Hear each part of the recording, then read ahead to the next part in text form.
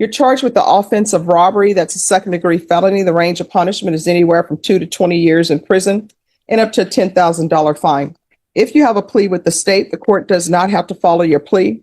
If for any reason the court does not follow your plea and gives you more than you bargained for, the fact that you entered a plea will not be used against you, and you will be allowed to withdraw your plea. Did you understand? You have a right to jury trial, a right for you or your attorney to cross-examine and confront any witnesses. The state would call in the right to remain silent. By entering this plea, you're giving up those rights. Did you intend to give up those rights and enter into a plea in this case? Yes. Counsel. Right away. This is already serious. Robbery is no minor charge. We're talking about a second-degree felony carrying up to 20 years in prison. And notice how carefully the judge is making sure the defendant understands every right she's giving up here, because once that guilty plea is entered, there's no taking it back unless something goes seriously wrong. Question for you guys watching: would you ever plead guilty this early if prison time was on the table? So has your client been able to provide you with any defenses? Yes. Do you believe she has a rational as well as a factual understanding of the charges against her? Yes. Do you believe she's currently competent and was legally sane at the time of the offense? Yes. Ms. Adams, has anyone threatened you, coerced you, or placed you in fear to get you to enter this plea? No, ma'am. Anyone promised you anything other than the plea? No. Are you satisfied with the way you've been represented? Yes. If you're not a U.S. citizen, by entering this plea, you will be deported, denied naturalization, and reentry. Did you understand? Yes, ma'am. Did you understand that the court would grant your application for deferred adjudication? If for any reason your deferred adjudication were revoked, the court could find you guilty and sentence you up to 20 years in the prison and up to a $10,000 fine. Yes, ma'am. Court will find that defendant has knowingly and voluntarily waived her right to jury trial. Did you review the plea bargain page with your attorney? Did you understand it? Yes, ma'am. All right, off the record for a moment. It says it's running concurrent with a PF case. Where is that? It's in County Court 2. Okay, and that's the correct cause number? Mhm. All right. All right. And while the state is reviewing that, did you review the plea bargain page? Yes, ma'am. Okay, according to the plea, punishment is to be assessed at a $1,000 fine. There's no application for community supervision. The state recommends deferred adjudication. This will run concurrent with 2025 PF 40428. Court is being informed by defense counsel. That's the county court cause number. Yes, Judge, and that is the pre-file, but the filed case number will be 2025 CC 014365. 365. Yes. Any objections to the court adding that to the paperwork? No. All right. So, and it's to run concurrent with 2025 CC 014365, which is also 2025 PF 40428.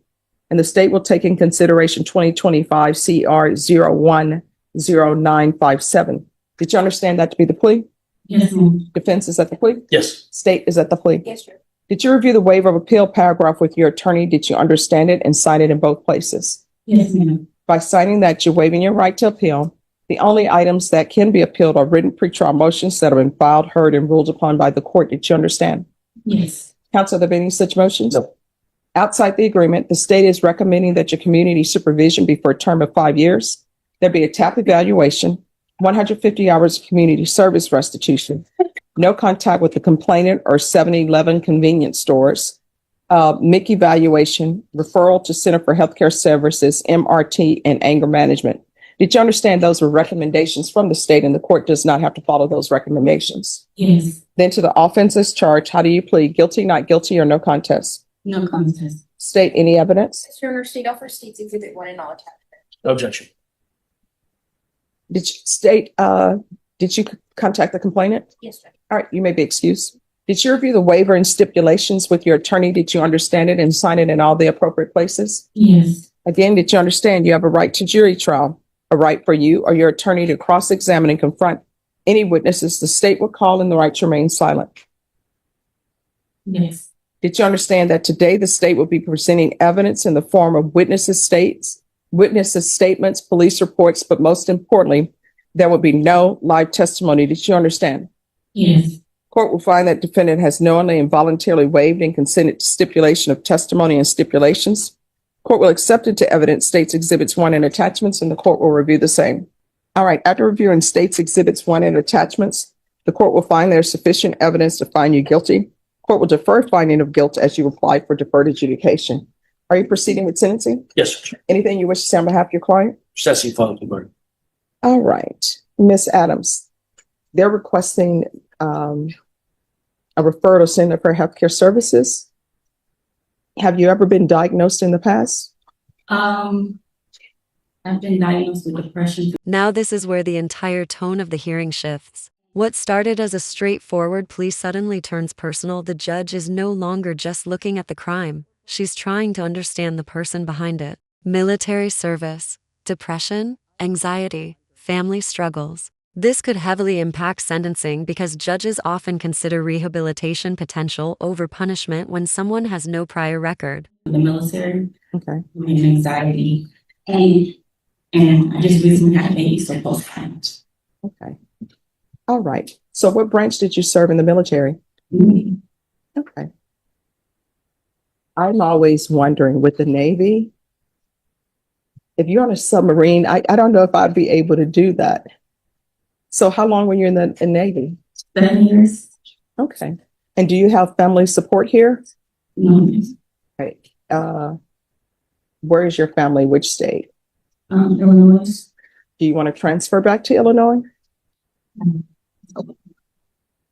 Okay. No, if you want to transfer back to Illinois, we can do that. So are you 100% sure that's what you want to do?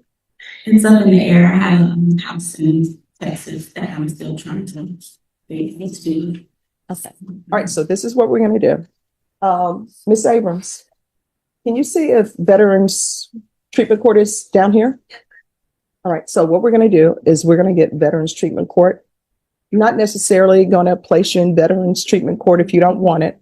But if for some reason you're not able to be accepted into that program, they'll be able to give you different type of programs for outreach. Is this an offense that qualifies? That's why I didn't. Oh, It did. I wasn't Yeah. sure that. Okay. they do a lot on case by case basis. Okay. All right. So do you have any help at home with the baby or anything? So I'm dealing with a CPS case that is permanent, to kind of mitigate some of the symptoms that I have, like with my anxiety and depression. I smoke marijuana. And so I kind of got into trouble with that because I ended up having my daughter at home 7 months ago, and they made me go to the hospital. And one of the questions that they asked was, could I smoke marijuana? I expressed it in this. I had been working on a medical marijuana card prior to me being arrested, but I did get my medical marijuana card, so that's why I wanted to make sure, like during the probation, would that be an issue? Because I do have my medical marijuana card. No, just make sure that you give that to your probation officer, so that won't be an issue, and your attorney can help you get that to him. All right. All right. So does she have any type of priors or no? I don't believe she has any criminal history, Judge. No criminal history? No. Right. So it seems like on this day, everything just converged. It was a bad day, Judge. She found out she had a warrant for an unrelated case due to the leaving court early, is my understanding. So she was having difficulty at that time. Which court was that? They said she left. 7 or 13. One of the two family violence courts. And she didn't have her wallet. She took a can of Coke. Her wallet was outside. So unfortunately, she took the can of Coke out, and then she had the money to pay for it. And then that's what happened. Well, I was having a bad day. My body suit had broken. Officer Wilson, he's a nice officer here, he came and said, Ms. Adams, you can't walk around like that. He gave me the paperwork to go home. So after I went home, I didn't go home, I had to go sit at a McDonald's while I was with my spouse baby because we only had one vehicle. After that, I walked over to the 7-Eleven and grabbed me a Coke. I realized I left my wallet. But before all of that. And here comes the twist nobody expected. The defendant claims this whole robbery case started over a can of Coke and a terrible day spiraling out of control. She's basically arguing this wasn't criminal intent. It was stress, confusion, and bad judgment. But let me ask you this, do you believe her story? Or do you think she's trying to talk her way out of consequences now that sentencing is moments away? They called me and said I had a warrant out for my arrest because I only came in one court. And so I was stressed out that day. I'm like, man, I've been dealing with these bail bondsmen. I've been communicating with you guys. I got arrested when it was the other way around, but grabbed the coke, me and him get into a physical altercation. He said, I was trying to steal the coke. I explained to him, my wallet is at the McDonald's next door. Can I please grab it? He grabbed the coke. I went back to McDonald's, grabbed my wallet, came back, tried to pay for the coke. He told me to get the F out the door. And I started knocking over a couple pieces of candy, and that's when he called the cops and they came and arrested me. So originally when I took the coke out of the store, he didn't call the police. He just told me to leave. But just so I could show the faith that I wasn't trying to steal the coke, I was just having a messed up day. I came back in there, so I can pay for it, and that's when I had called a retaliation. All right. This is what the court is going to do. The court is going to sentence you to 2 years deferred adjudication. There's $1,000 fine. That will be probated. Let's do a referral to BTC. Again, it's for them to talk to you. If you decide that's not a program that will be helpful to you, it'll be completely up to your decision. If they want to accept you, just listen and you can talk to them with your attorney and see if that will be a good fit for you. But I think if you're accepted, it will be a good program because one, they'll be able to help you perhaps if you want to also transfer to and help you with any other issues that are happening. So referral to VTC, CPS compliance, field visits 1 time per month until further notice. This is to run concurrent with 2025 PF 40428, which is also 2025 CC 014365.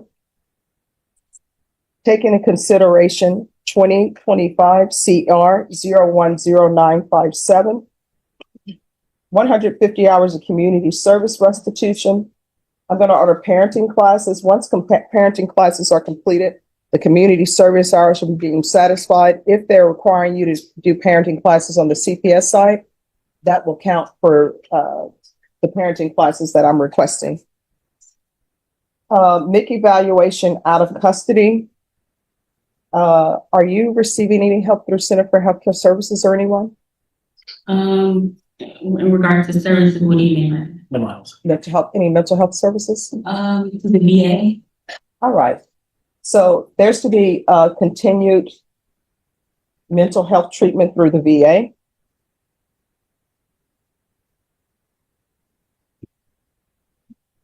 And I'm sorry, with the community service hours, once parenting classes are completed, 50 hours will be deemed satisfied. The remaining 100 hours will be deemed satisfied once anger management is completed.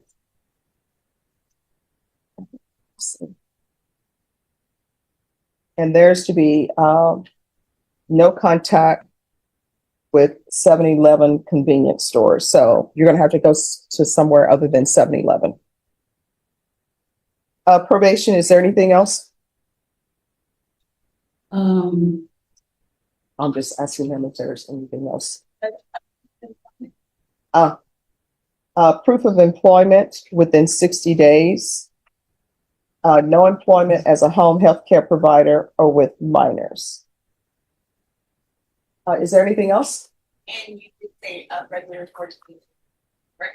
Of course I did not, but I appreciate you covering for me.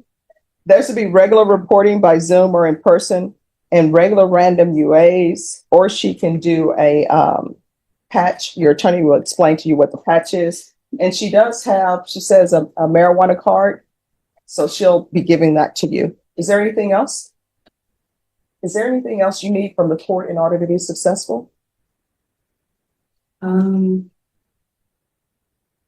think of anything at this time. All But right. I will say this, Judge. Yes. I have been on house arrest. Some of the girls, while I was incarcerated, told me that you had a YouTube channel, so I got an opportunity to watch a couple of your videos. Okay. So, and I hope that means that this wasn't, I always tell people court, yes, can be a scary place, but hopefully people will become educated about what happens in court, how to dress appropriately, how to respond appropriately. So you're currently on GPS? Yes. And is that through this court? Yes, sir. All right, state, do you have any objection to removal of GPS? No good. All right, and remove GPS. All right, did you review the document entitled Trial Court Certification of Defendant's Rights to Appeal with your attorney? Did you understand it and sign it? That's the thing. Yes.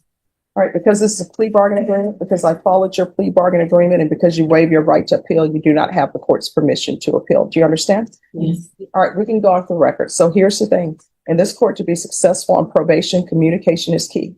If there's an issue, call your probation, let them know about it.